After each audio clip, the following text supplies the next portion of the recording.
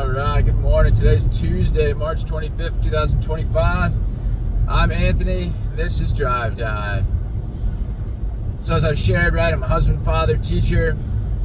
I don't know what else. TCG player.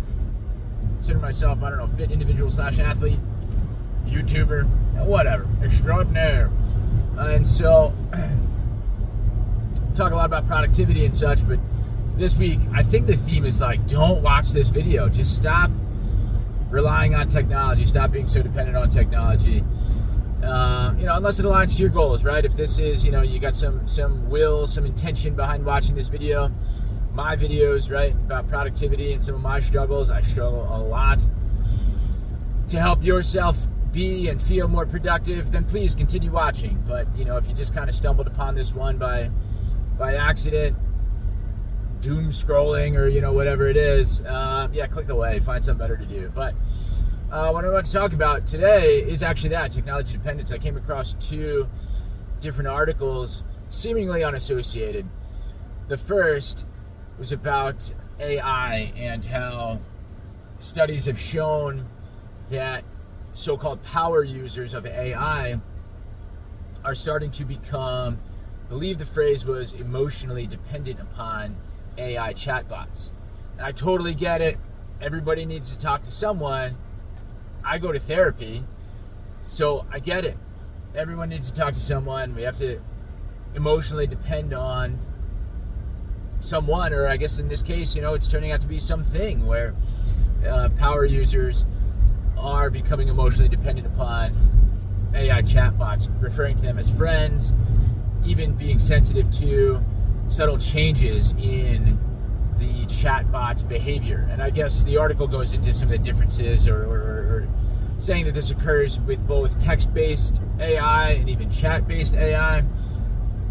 I have played around with ChatGPT, which is obviously then text-based, but not any voice chatbots, which would be interesting, I think. It's starting to remind me of, not that I saw it, but the movie Her, I believe it's called, with Joaquin Phoenix and the relationship that he forms with his cell phone and the AI chat assistant there. So that was one. This idea that we can become emotionally dependent upon chatbots, and that kind of being an unintended consequence of this technology.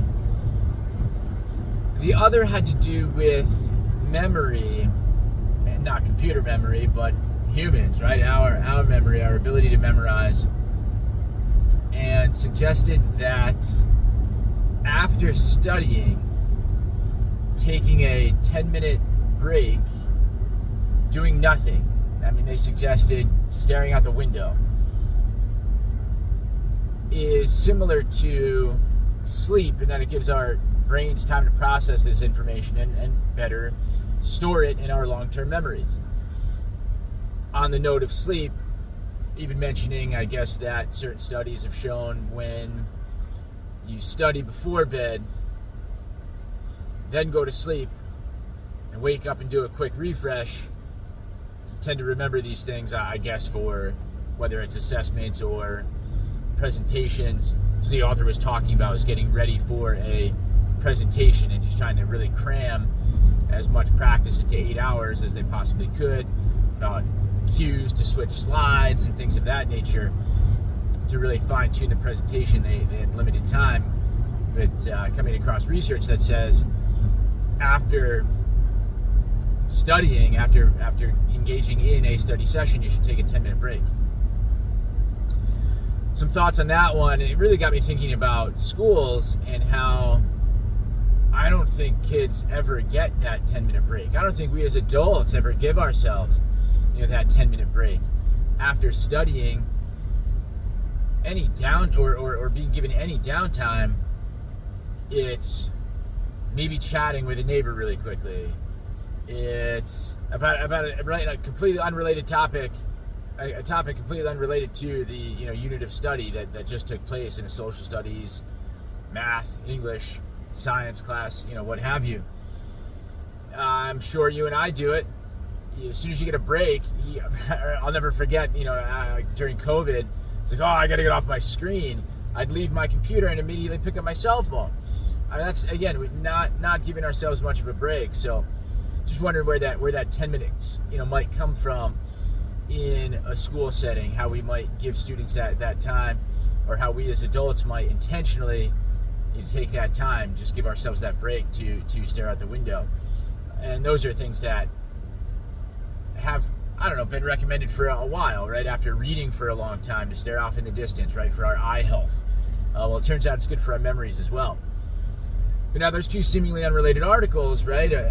Putting the two together, we don't give ourselves that break, I think, because we've become increasingly dependent upon our technology to fill some sort of need, whether it's now some sort of addiction, right? Where now if I don't check my phone, check the socials and check my email, that I might go through some sort of withdrawal and FOMO, right? Fear of missing out on, whatever notifications and things I might have missed, and whatever might be going on in the greater world, in celebrity lives, and just things that I don't know, in my opinion, it's just like, it just doesn't matter, right? It's been referred to in some articles, right? It's just brain rot.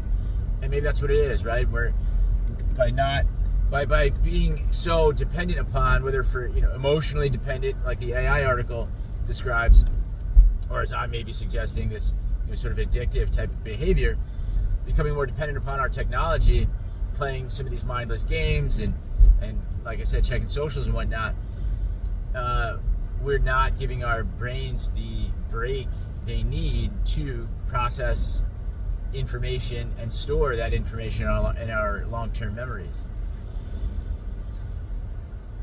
It's hard, I know, when I talk about a lot of productivity, just to imagine, shutting down for 10 minutes, and it's like, no, well, if I had 10 minutes, I could change the battery in my key. If I had 10 minutes, I could hang a set of blinds in my bathroom like I need to. If I had 10 minutes, I could do X, I could do Y, right? I'd kill for just 10 minutes to do something.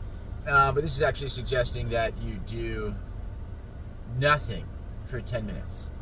Stare out the window, which might sound counterproductive, but if it helps memorize and process, then I guess it's actually productive. So just things to think about. One, our dependence on technology. Stop watching this video. I don't have a whole lot more left to say. Get off your computer, right? Take a minute to process your habits, whether it's study habits, technology habits. How do you give yourself that time, that separation from the technology and all the information, for your brain to process, and maybe perhaps prioritize, right? At the end of this 10 minutes, what are you going to do to then be productive, right? Prioritize your list, get stuff done, and that's about it. But yeah, like I said, I'm Anthony. Try to record a video a day. It helps me, I think, be and certainly feel more productive. And perhaps you can too, get some content out there. And if you got anything you got to get off your mind, off your chest, comment down below. But yeah, please like the video, subscribe to the channel, share with a friend. And we'll see you tomorrow morning. Have a great day.